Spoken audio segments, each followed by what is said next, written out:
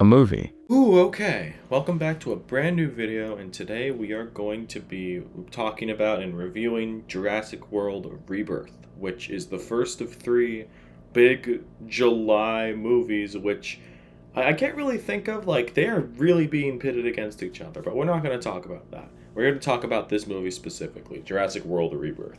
It is the seventh movie, I think, in this franchise that's been going on for a little while now.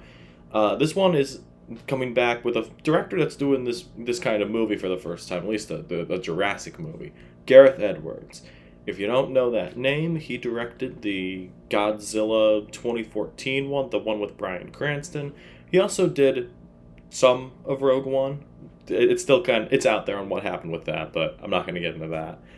And I guess his last movie, The Creator, which was his big, bold, original sci-fi vision, I really did not like that, and it just did not land very well. And I could say the same thing for the last Jurassic movie, the Dominion, the one where everybody from Park, everybody from World was in this one, the No Way Home, basically, of the Jurassic movies, and it just really was bad. It's probably the worst one in the whole franchise, probably. I can't really think of anything.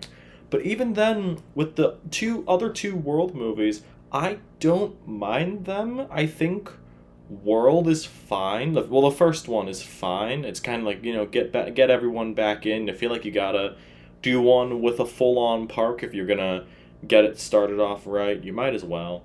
But I actually really liked Fallen Kingdom. I learned recently that that's not really well liked general audience wise. I'm kind of shocked about that.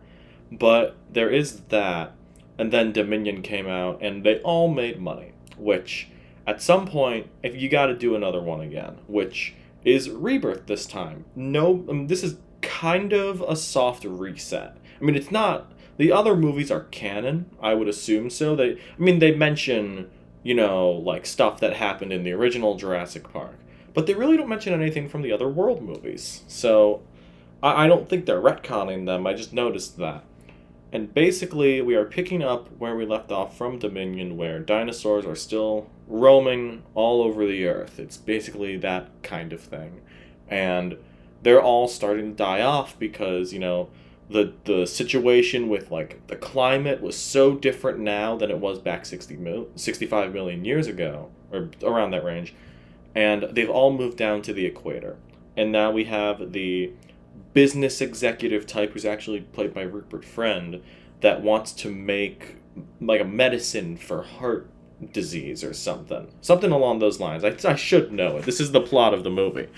So he hires some mercenaries and a paleontologist, which are like which is the rest of the cast: Scarlett Johansson, Mahershala Ali, and Jonathan Bailey, to go to this island to basically get the DNA of these dinosaurs to help make it. And this is a different island from Jurassic Park and Jurassic World and everything else, because this is the island where InGen had experimented on, but this is where InGen and all the scientists that made the dinosaurs for the original park, this is where they sent the ones that didn't go so well. So most of the dinosaurs here are like basically malformed. I think the big mutant dinosaur here is called the D-Rex, and it basically looks like a xenomorph, or the alien from Alien. It kind of looks like that one a little bit. And I'm going to get into more what I think about that at first. But this is fine. Like, I'm not exactly head over heels for it. It's kind of funny enough. It's funny that I mentioned, the alien, because this feels like it's in the same camp as Alien Romulus in a lot of places. Another movie that I think is fine. I'm not like head over heels for that one. But what I will give this over Romulus is there's no CGI dead actor appearance. I'll give him that one. In fact, there's not, as I said, there's no character that appears in Park or World or any of the movies that pop up in this, even just as like a cameo. So I did appreciate that it is mostly trying to be separate and try its own thing, but I don't know. It's just there's so much of this that kind of washed over me that I thought was fine. The scene that you just saw right there on the boat with the Mosasaurus is probably my favorite scene in the whole thing. It is genuinely really tense and a lot of fun. And but just everything else about it was just either okay or kind of annoying, and that gets the annoying part to me is kind of where the movie really falls off, and that is with the family in this. I feel like you could have an entirely separate movie for them and just have their own thing going on. It's very similar to Jurassic Park 3 in that regard, which I think that movie's fine. Again, a lot of these movies to me are fine. That's the thing. And I think you could have gotten a good movie out of just the mercenaries stuff and all that stuff, which gets me to the actual story of this, the writing and all that, which is done by David Koepp. He wrote the very first movie, or at least wrote the screenplay for Michael Crichton's book. And I think he wrote The Lost World as well. Not entirely sure about that. But he came back, at least since that era, to write this movie. And it was very basic.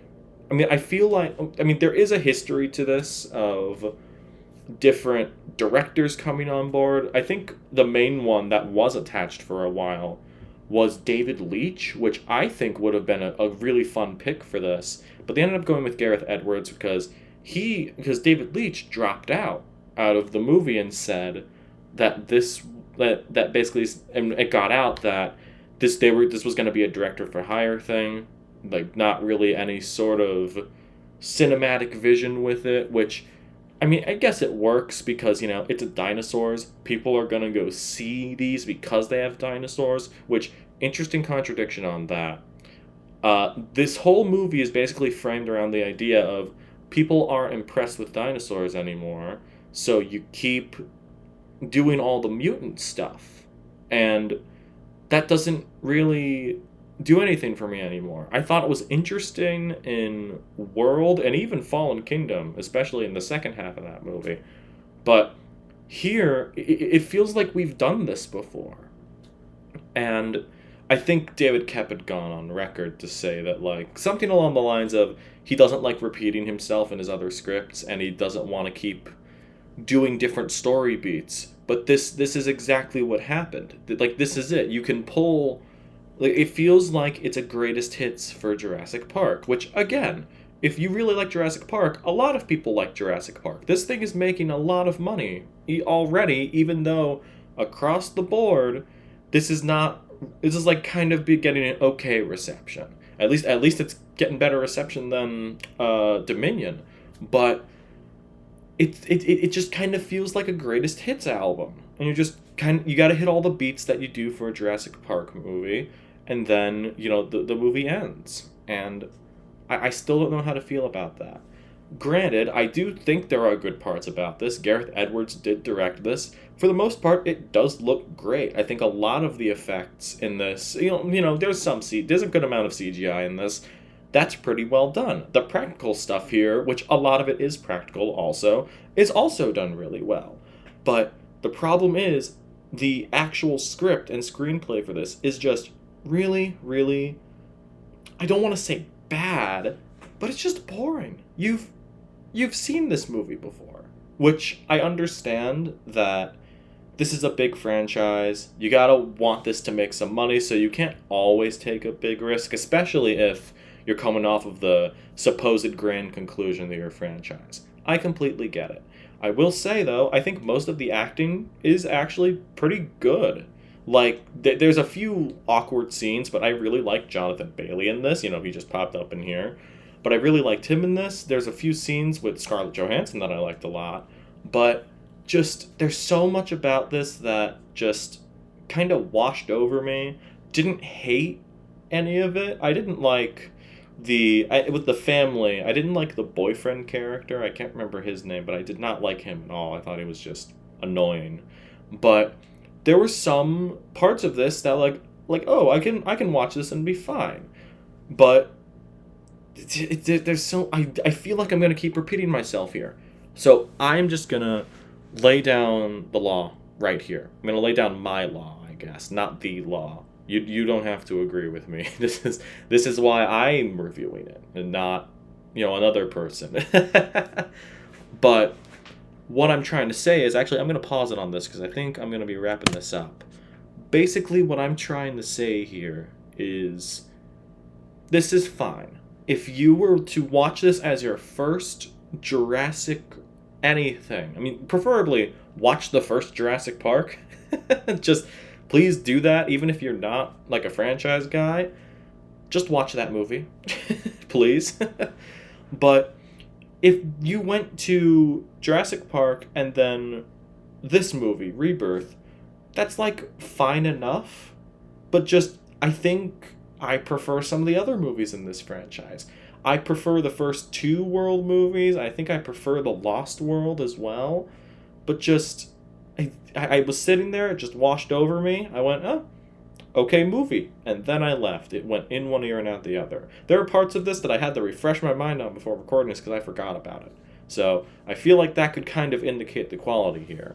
So actually, I'm going to take off the copyright for this. So I didn't hate Rebirth as much as I kind of said, it's very samey, but it's still well done, at least from a technical perspective. It is well done, because you were going to get that from Gareth Edwards anyway, even though I'm kind of flip-floppy on him. But overall, I think I would give Rebirth a B-. Like, it's like right in the middle. Really didn't wow me in a lot of aspects. I should mention the raft scene, which was fine. I wasn't blown away by that either, although that seems to be like the big scene that everybody loves from this. So I don't know anymore. I don't even know anymore. But I am completely fine with this. Don't know if I'd watch it again anytime soon. But if next year, if it goes up on streaming or something and I catch it, like, oh, I'll watch this and see how it is. I'm sure they're going to make another one, but just my 2 cents on it, go apocalyptic. Like Jurassic World, change the climate. Make sure, like, oh, the Earth's hotter. Go and have the dinosaurs just live now. Like, just do it. I feel like you gotta do that now. That's the next step that I wanted them to do in Dominion, which they didn't do. Which I understand why they didn't do it in Rebirth, which is perfectly fine. But this made money. People are gonna go see dinosaurs. Which, again, funny thing, I didn't mention it. They make the thing in the movie where they say, people are tired of dinosaurs. No, they're not. This is making so much money. I mean, I didn't think it looked great, and I went to see it. I'm still interested in dinosaurs. Scratches that itch in my brain, But yeah, no, just interesting perspective to take for this franchise now. But yeah, either way, Jurassic World Rebirth, that is going to be the end of the video.